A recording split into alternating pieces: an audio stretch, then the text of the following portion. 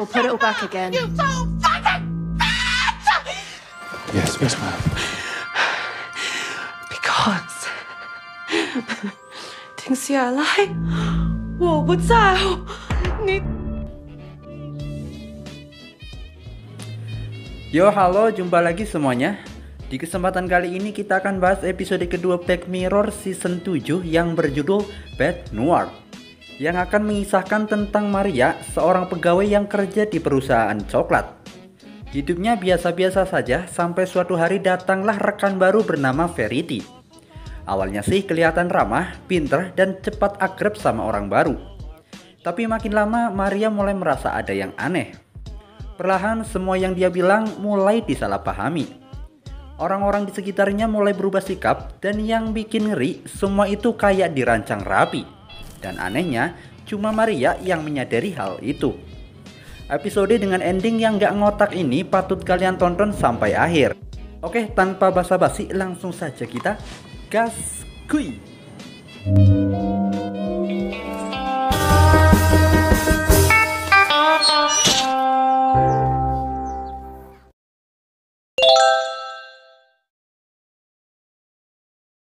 Nice. Now I've got hat hair. Yeah, I like it like that.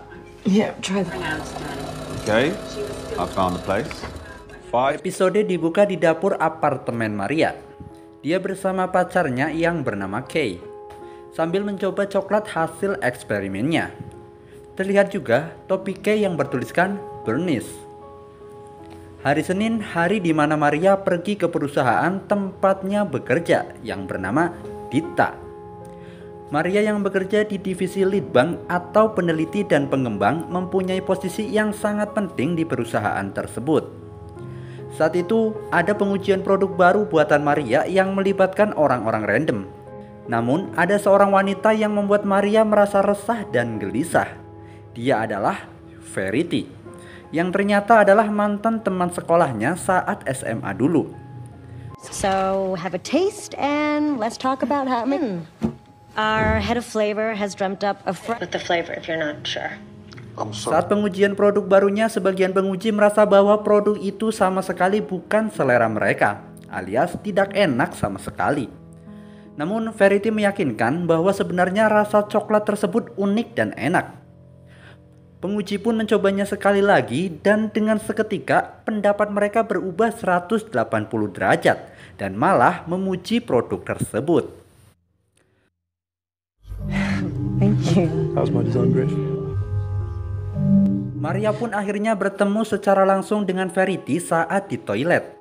Dan pertemuan ini terasa begitu canggung, menandakan hubungan mereka yang dulunya tidak baik-baik saja. Dari sini kita bisa tahu bahwa Verity adalah murid yang aneh yang suka menyendiri di lab komputer saat masih sekolah dulu. Sedangkan Maria adalah salah satu murid populer di sekolahnya. Verity memberitahu bahwa dia akan melamar pekerjaan di perusahaan Dita.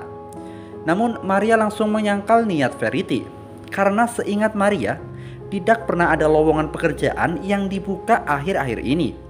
Namun Verity sangat yakin bahwa lowongan pekerjaan itu benar-benar ada. Maria pun langsung mengeceknya di website perusahaan. Dan ternyata lowongan sebagai asisten lead bank memang benar-benar ada. Maria pun langsung menanyakannya kepada kepala divisi yang bernama Gabe. Dan Gabe pun meyakinkan bahwa lowongan itu memang dibuka karena perusahaan sedang membutuhkan karyawan baru.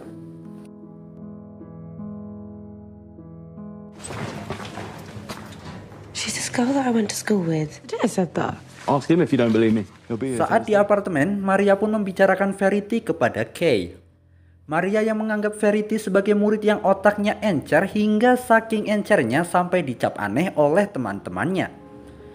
Malahan sekarang mau menjadi asisten Maria di perusahaannya. Apalagi ada gosip kalau Verity menjalin hubungan spesial dengan salah satu pak guru di sekolahan. Membuat Verity semakin dijauhi teman-temannya. Kids can be vicious. But Well, like a teacher. yeah, but look, it probably wasn't even true.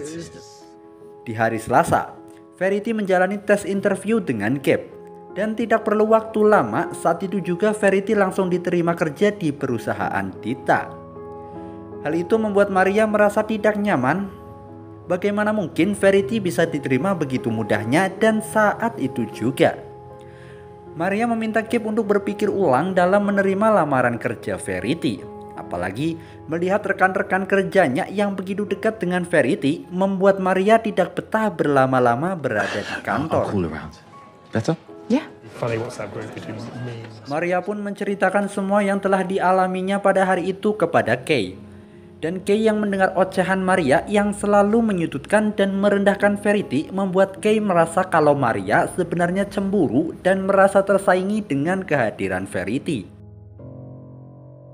Di hari Rabu, Kay menyampaikan bahwa Verity sudah memenuhi segala kualifikasi untuk bekerja di perusahaan Dita.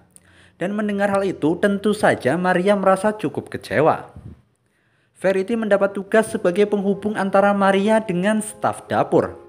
Dan saat penyampaian resep, fokus Maria terpecah gara-gara teman kerjanya yang meributkan tentang sekotak susu.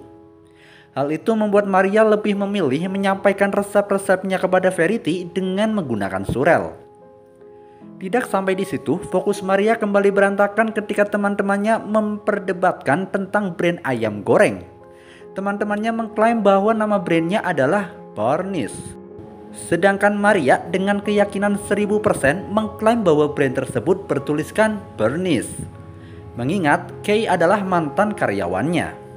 Dan seperti yang kita lihat di topik Kay di awal video tadi. Namun betapa malunya Maria setelah dia coba googling, ternyata brand ayam goreng tersebut bertuliskan Barnis. No. Oh no. Oh no, no, no. Bernie's. Saat pulang ke apartemennya, Maria pun terkejut karena tulisan di topi Kay berubah menjadi Barnis. Terjadi sedikit cekcok karena sikap Maria yang dinilai berlebihan dalam menyalahkan Verity di setiap kesialannya. Kay pun menganggap Maria sedang merasa tersaingi atas kehadiran Verity. Maria pun mulai stalking tentang masa lalu mereka dan Maria memutuskan untuk ketemuan dengan salah satu temannya yang bernama Natalie.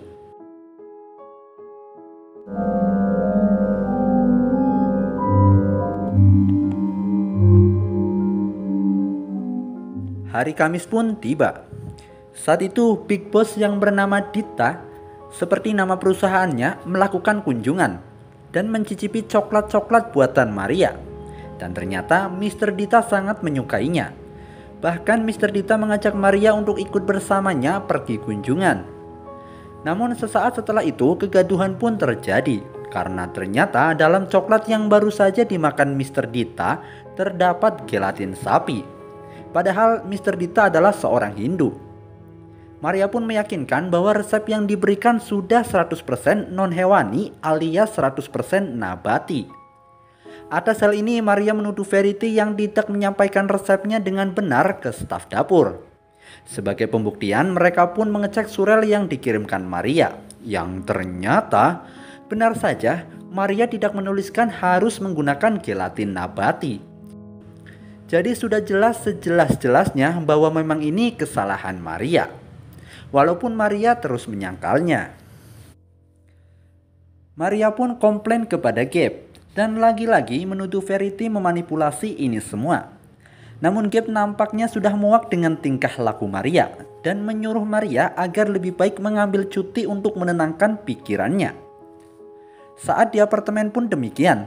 Maria selalu menuduh Verity memanipulasi ini semua. Mengingat Verity sangat jago dalam menggunakan komputer. Namun tiba-tiba ada pesan dari Natalie, teman lamanya saat masih sekolah. Namun ternyata itu adalah suami Natalie yang mengabarkan bahwa Natalie telah tewas. Maria tanpa sopan santun dan tata krama malah menanyakan apakah ada hubungannya kematian Natalie dengan Verity. Hal yang sepatutnya Maria tidak lakukan kepada seseorang yang sedang berduka. But why? I mean, I don't know, some kind of breakdown. Fucking no, Maria. are you sure?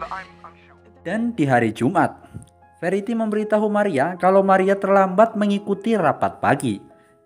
Namun Maria sangat yakin bahwa tidak ada jadwal rapat di pagi itu.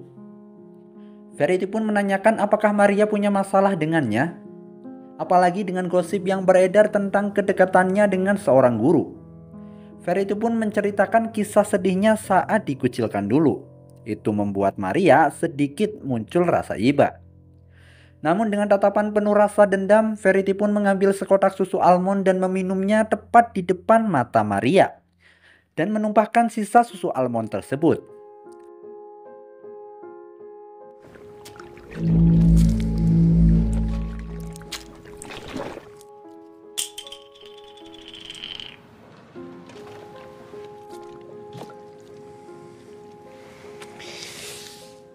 Teman-temannya pun datang. Gabe menegur Maria yang tidak ikut rapat, dan juga pemilik susu almond yang marah-marah karena susu miliknya lagi-lagi ada yang meminumnya. Maria yang melihat dengan mata kepalanya sendiri pun langsung menunjuk Verity sebagai pelakunya. Namun dengan tampang tertindas, Verity malah menuduh Maria lah pelakunya. Maria pun membantahnya karena Maria mempunyai alergi terhadap kacang. Bagaimana mungkin dia meminum susu almond? Begitu kata Maria. Saat pengecekan CCTV, kejadian yang tak masuk akal pun terlihat, di mana terekam Maria lah yang meminum susu almond tersebut. Dan setelah Verity mengucapkan alergi kacang itu tidak ada, mendadak tidak ada yang tahu apa itu alergi kacang. Begitu pula dengan Google yang tidak bisa menampilkan tentang alergi kacang. Maria pun akhirnya sadar semua ini terjadi gara-gara liontin yang digunakan oleh Verity. Karena kelakuan Maria akhir-akhir ini, terpaksa Gabe pun memberhentikan Maria saat itu juga.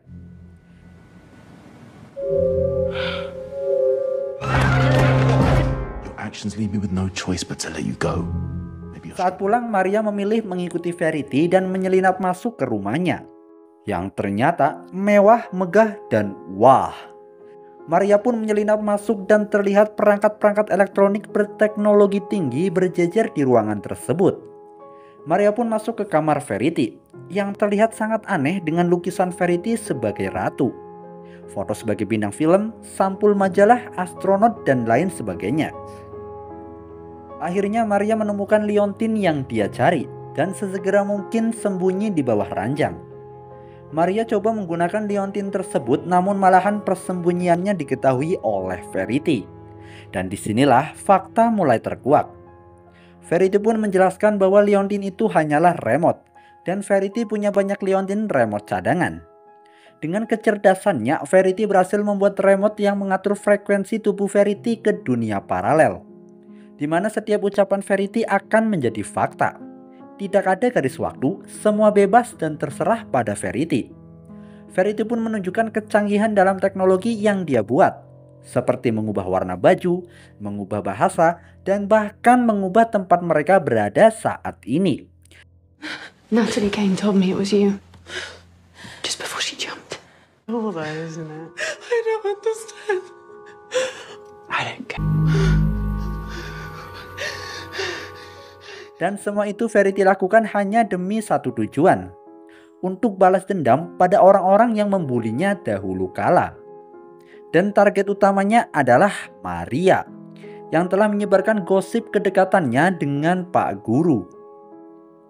Dan ternyata kematian Natalie juga disebabkan oleh Verity, yang membuat Natalie merasa tidak waras sehingga akhirnya dia pun memutuskan untuk bunuh diri. Namun butuh 5 minggu untuk mengakhiri hidupnya. Sedangkan Maria baru saja 5 hari tapi sudah mendekati ajalnya. Tidak mau mati sia-sia, Maria pun menyerang Verity. Namun dengan remote liontinnya, Verity memanipulasi keadaan, mendatangkan Pak Polisi, serta memunculkan sebuah pisau di tangan Maria. Namun tiba-tiba dengan pistol polisi, Maria malah nge-headshot kepala Verity. Dan Verity pun tewas saat itu juga.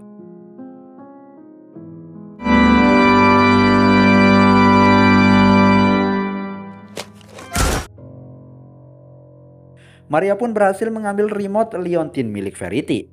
Hingga akhirnya Maria bisa menggunakan remote liontin tersebut.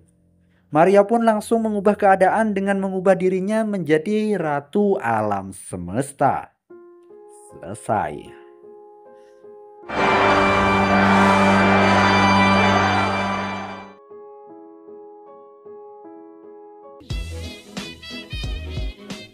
Yaps, ending yang sangat membagongkan. Maria pikir dia sudah keluar dari jebakan, tapi kenyataannya dia justru terperangkap lebih dalam dunia yang tak terbatas dan tak bisa dia lawan. Sungguh ngeri jika benar teknologi seperti ini ada di dunia nyata ya.